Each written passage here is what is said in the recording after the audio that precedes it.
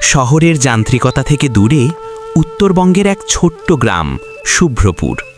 পৌষের শেষ দিক, হাড় কাঁপানো শীত পড়েছে এবার। চারিদিকে ঘন কুয়াশার দাপট, যেন কেউ আকাশ থেকে সাদা তুলোর চাদর বিছিয়ে দিয়েছে মাটির ওপর। গ্রামের এক কোণে টিনের চালার ছোট্ট ঘরটিতে থাকেন নিবারণ দাদু।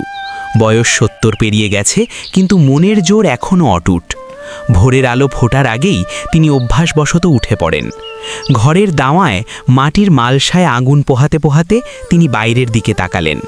কুয়াশার কারণে সামনের বাঁশঝাড়টাও ঠিকমতো দেখা যাচ্ছে না। রান্নাঘর থেকে ধোঁয়া উঠছে। নিবারণ দাদুর নাতনি টুনি উনুনের ধারে বসে আছে।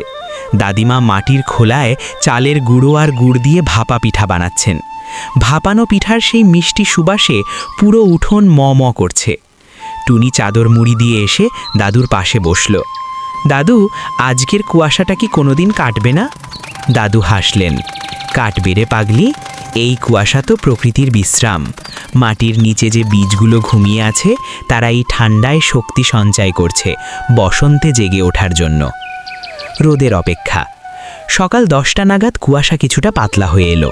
সোনাঝরা রোদ যখন উঠোনের কোণে এসে পড়ল, মনে হলো যেন এক মুঠো সোনা ছড়িয়ে পড়েছে মাটির ওপর। গায়ের ছোট ছোট ছেলেরা খড়কুটো জ্বালিয়ে আগুন পোহানো শেষ করে এবার রোদে বসে মেতে উঠল লুকোচুরি খেলায়। পাখিরা কিচিরমিচির শুরু করেছে, আর গাছিরা খেজুর গাছ থেকে রসের হাঁড়ি নামিয়ে নিয়ে আসছে।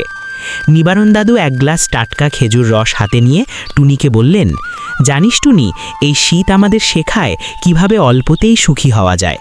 এক টুকরো রোদ আর এক বাটি গরম পিঠাই তো জীবনের আসল আনন্দ। শীত মানে শুধু ঠান্ডা নয়, শীত মানে পরিবারের সবার কাছাকাছি আসা, রোদে পিঠ দিয়ে গল্প করা আর হারানো দিনের স্মৃতিচারণ। কুয়াশার চাদর একদিন সরে যায়, কিন্তু সেই শীতের সকালের উষ্ণতা মনের কোণে থেকে যায় চিরকাল।